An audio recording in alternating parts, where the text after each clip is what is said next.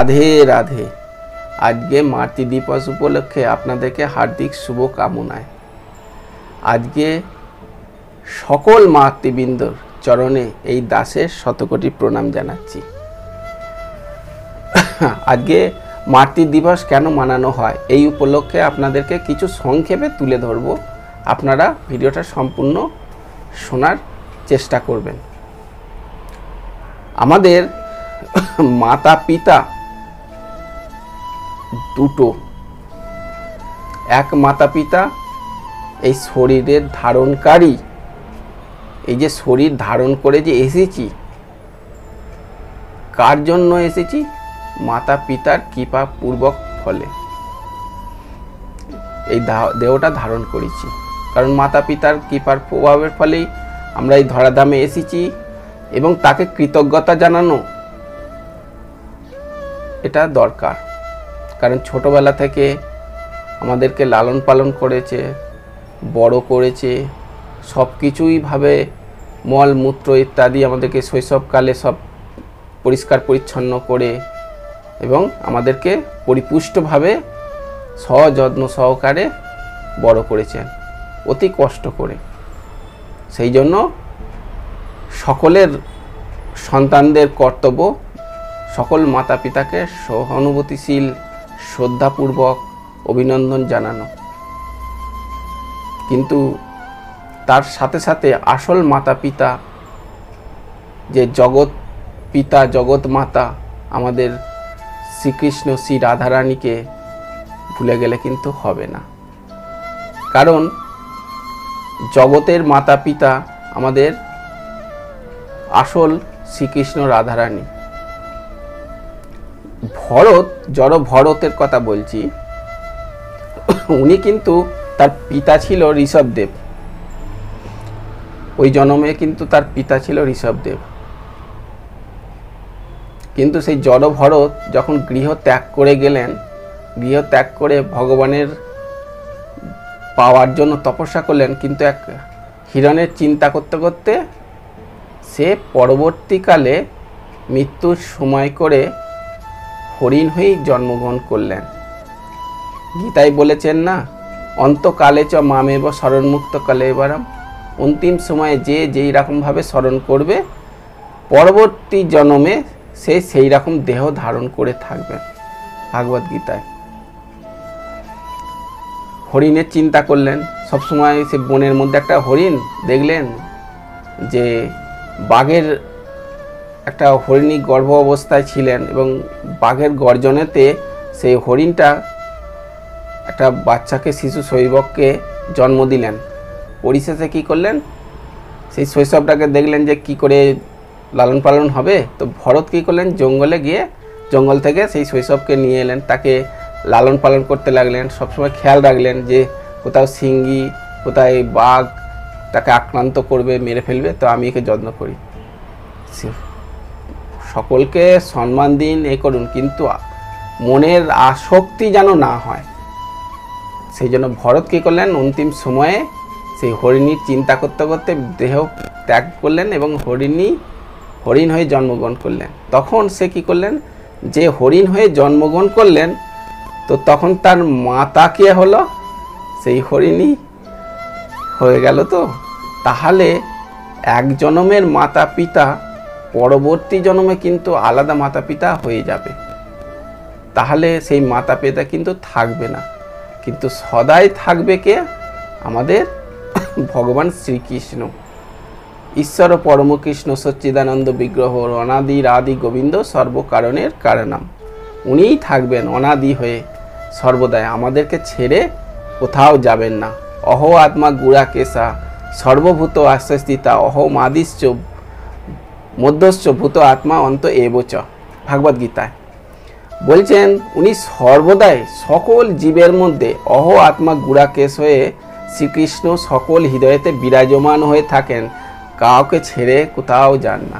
সেই হচ্ছে, যে যায় না ছেড়ে, সেই হচ্ছে মাতা, সেই হচ্ছে পিতা। সেই বাস্তবিকতাই হচ্ছে তমেব মাতা চ পিতা। সেই জন্যই ভগবান শ্রীকৃষ্ণ শ্রীমতী রাধারানী হচ্ছে আসল মাতা পিতা। তাই সর্বদাই সেই মাতা পিতাকে, আমরা জগতে এসেছি ভগবানের নাম ধাম করার জন্য। আসল মাতা পিতার গৃহ থেকে আমরা চলে এসেছি, সেই গৃহতে আসার জন্য আমাদের রাধা কৃষ্ণ গোবিন্দ আমার রাধারানী সর্বদাই ভক্তদেরকে আহ্বান করছে। যে কি করছে? চৈতন্য মহাপ্রভু জগতে এসে কি বললেন?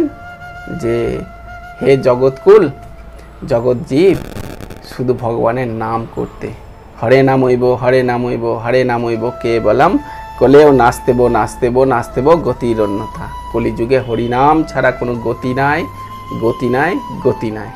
কলিযুগে নামই করতে হবে।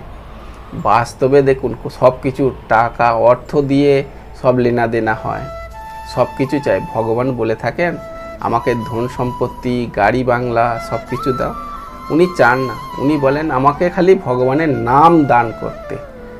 সেই জন্য রাধে রাধে রাধে রাধে সবসময় জপ করবেন। উঠিতে বসিতে রাধে রাধে, খাইতে শুইতে রাধে রাধে, যথা তথা নাম লয়, বেদ শাস্ত্র নিয়ম নাই সর্বশাস্ত্রে কয়। উঠতে রাধে রাধে, বসতে রাধে রাধে, শোতে রাধে রাধে, জাগতে রাধে রাধে। তো যখনই যাবেন সবসময় রাধে রাধে। শ্বাসো শ্বাসো পেয়ে এই যে নিঃশ্বাসটা আমরা নিচ্ছি রা আর ছাড়ছি যে ধে। কেউ আর কিছু একটা মালা জপ করবেন, সেখানে হয়তো কোনো অফিসে যাচ্ছেন, তো তাদের একটু অসুবিধা বোধ হতেই পারে। অফিসে কম্পিউটার ল্যাপটপে নিয়ে কাজ করবেন, সেখানে মালা জপলে হয়তো হবে না, কিন্তু আপনারা নিঃশ্বাসের দ্বারায় রাধে রাধে নাম জপ করলে কেউ বুঝতেও পারবে না, আর আপনার এতে ভগবৎময়ী হয়ে যাবে। নিতাই গৌর প্রেমানন্দে হরি হরি বলো। তাই আমাদের আসল মাতা পিতা হচ্ছে শ্রীমতী রাধারানী শ্রীকৃষ্ণ। আমাদের মহারাজজি একটা ছোট্ট এক্সাম্পল দিয়ে বলে থাকেন, আমাদের মাতৃগর্ভেতে যখন আমরা থাকি 10 মাস 10 দিন যাই হোক থাকি, উল্টা টাং হয়ে থাকি, অর্থাৎ পাটা আমাদের উপর দিকে থাকে, মাথাটা নিচু হয়ে থাকে। বাস্তবেতে কেউ যদি মাথাটা নিচু হয়ে পাটা উপর দিকে 10 মাস 10 দিন কি যাই হোক যে সময় করে, চলুন 1 মাস 10 মাস 10 দিনের কথা ছাড়ুন, 1 মাস চলুন 1 সপ্তাহ থাকতে পারবে? পারবে না। তারপর তাকে আহার মুখে দিলেও সে আহারটা কীভাবে গ্রহণ করবে? তো এইগুলো বাস্তবিকতা, সত্য, এগুলো জানতে হবে ভগবান তরফ থেকে। এবার দেখুন জন্ম নেওয়ার পরই যে মাতৃ জনদেরকে মানে হৃদয়ের মধ্যে থেকে একটা দুগ্ধ নির্গত হয়ে গেল। কি করে বাস্তবিকতা ভগবান তরফ থেকে কেমন কানেকশান দেখুন। সে শিশু, তার দাঁত নেই, নেই, কি খাবে? কিন্তু মাতৃ হৃদয়ের মধ্যে, বুকের মধ্যে সে দুগ্ধ দিয়ে দিলেন। স্তন পান করতে করতে বড় হলেন, ধীরে ধীরে বড় হতে হতে গৌমাতার দুগ্ধ পান করলেন, ধীরে ধীরে বড় হতে হতে দাঁত দিয়ে দিলেন। তো দেখুন ভগবানের এগুলো সৃষ্টি যে সব কিছু মানতে হবে। তো সেই কারণের জন্য ভগবান বলেছেন যে সকল হৃদয়েতে যে অহ আত্মা গুড়া কেশা হয়ে সর্ব হৃদয়েতে বিরাজমান হয়ে রয়েছেন। অহ আত্মা গুড়া কেশা সর্বভূত আশ্রয়িতা অহম আদিশ্চ মধ্যস্থ ভূত আত্মা অন্তএব চ। তা সকল হৃদয়েতে উনি তো থাকেন, থেকে কি করেন?